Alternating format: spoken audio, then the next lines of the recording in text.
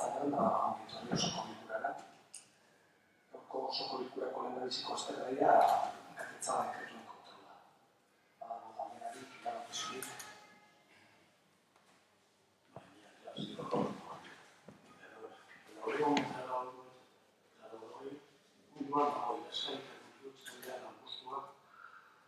Utzik usteko proposamena egitea bizkoteko aldundiari. Hori, suposatzen dugu zer da, baina ez da egiteko klaratzen. Ez balio gaizki uste dela lanpostu horiek gaur egun ez daude osatuta legediak eskatzen dut bezala, izendapenean oinarrituta, eta pentsatzen dut hori dela urtero edo urtero egoten da lehiaketa multa bat, aurten dituzten lehiaketa ezin eskaerarik aurkeztu, orduan zan izateari aldundiari ezin aurkeztu eskaerak eta dauden munduan izteko. Gero, horretan segundoa, Santiago Itxagoa, zientziagoa, ez da ikusten da. Niri, postu nik zalantza berdina ekin kontua bilena horrela eskatu zutela, usteko txabola batzu jarri ziren ez dakit izan zen izoski etxola kentzeko edo jubilatuen martxan ari da eta jarri zuten atzan Santiago bidea. Baina zanta hori da. Haien baimena sartu zuten eta erantzun zen eta izena horrela eman zitzaien. Baina ez da Santiago bidearen lotutako izan.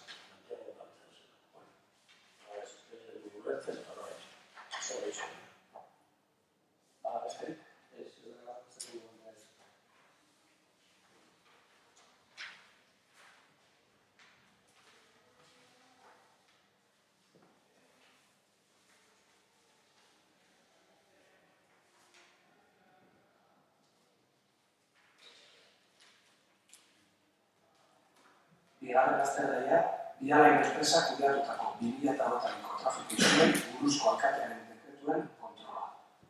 Badago iradokizunik edo ekarpenik? Ados.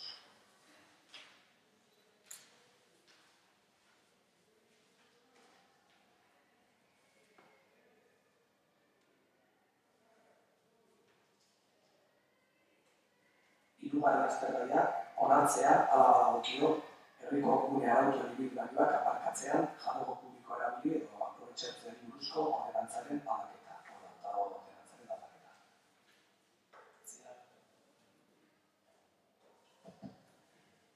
Bueno, ordenantza hau 2021an pixkat aparkalekuen berrantolaketa intzanetik urtero berrikusten da edo, eta ez dira berez aldaketa nabarmenik ez dago, da urtetik urtea pixkat zehazten jutea gehiago. Orduan, ordenantza honen helburua da batez ere trafikoa eta aparkalekuak ordenantzia eta ahalik eta batez ere maiatzetik iraila bukaera arteko epe horretan ahalik eta egokixen bideratzea trafikoa eta aparkalekuen zehatuan. Aurrez indian aldaketak gutxora bera antzeko mantentzen dira, zehaztapen batzuk dira, eta tokiko gobernu batzordean azkenengo bidal izan dokumentutikan adostu duguna izan da mantentzia orain arte bezala maiatzan batetik 31 asteburuta eta ekainan batetik irailean 30 egunero. Eta gero bestia adostu duguna izan da udatiarren atalian, hor zehaztiak testuan, zetaulan basago baina testuan ez, testuan gehitzia etxebizitza bakoitzeko bat.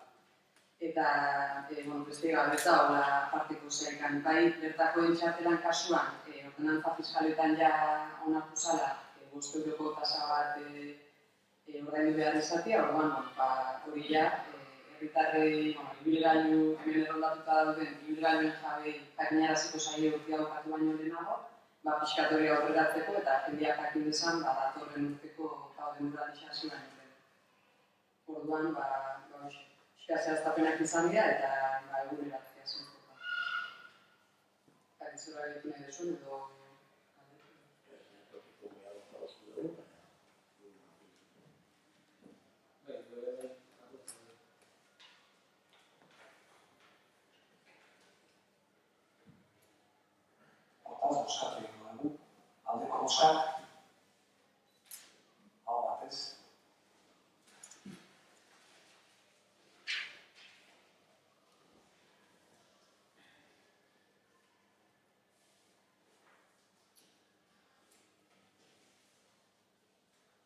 aztergaia onartzea hala badagokio Mendaro, Elgoibar, Mutriku eta Debako udalen arteko lankidetza hitzarmena Mendaroko adinekoen udal ostatu zerbitzuak kudeatu eta erabiltzeko.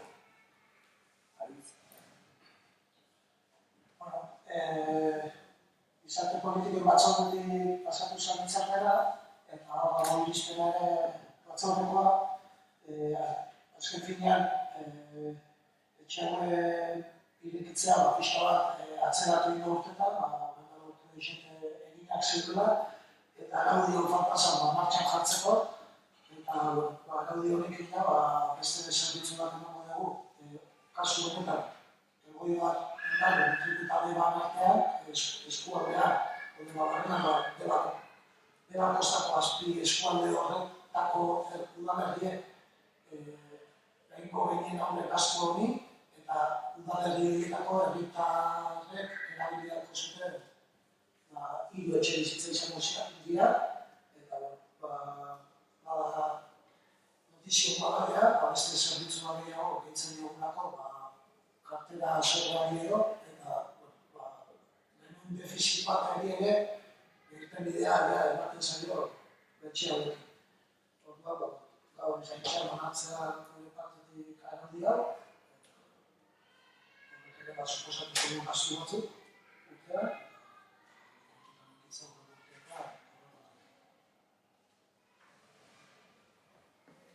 ez badako ekarpenik, bozkatuko dugu, aldeko bozkak, hau batez.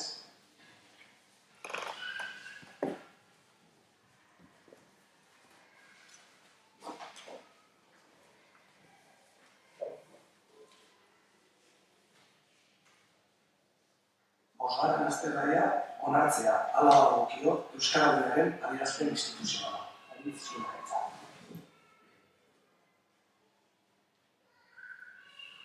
Erakunde adierazpena udalean Euskaraldiaren hirugarren edizioa sustatzeko.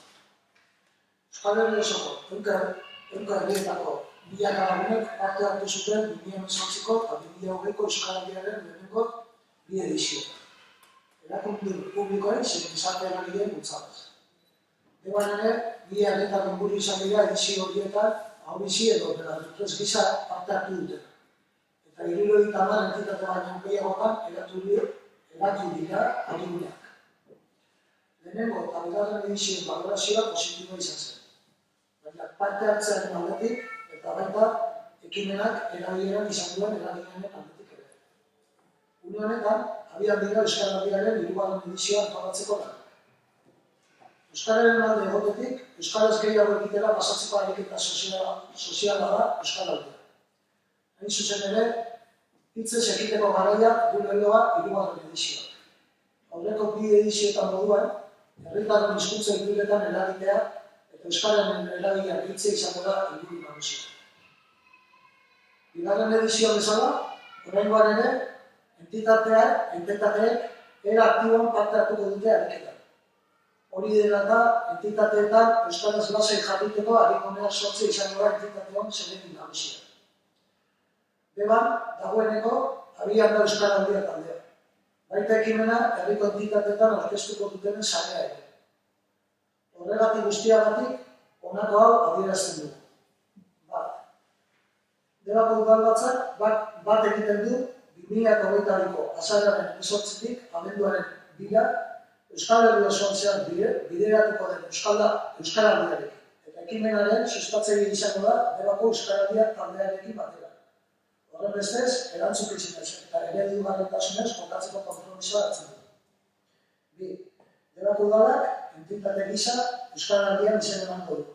Horretarako beharrezko arikuneak identifikatuz eta bultzatuz. Eta udalbatza bera ere arikune gisa identifikatuz.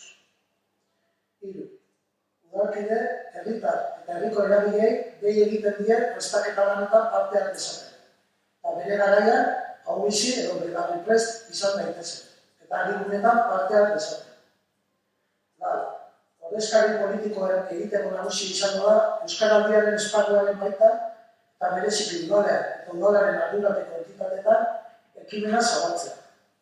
Horren bestez, ekimen honetan, abik eta arigune gehien eta hau bizi eta belarriprest gehien aktibatzen urratsak emango dituzte. Arduradun politikoak izan, nahiz langileak izan.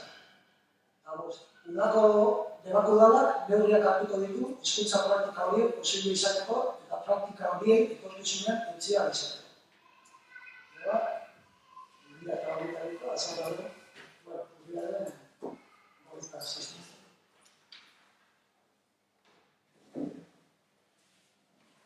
Oskatu dugu, aldeko oskak.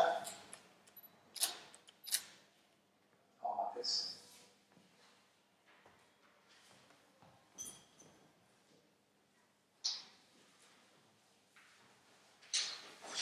Zergaren eta azken aztergaia eskari eta galderak. Bada eskari eta galderarik. Hortaz, amaitu zaten batean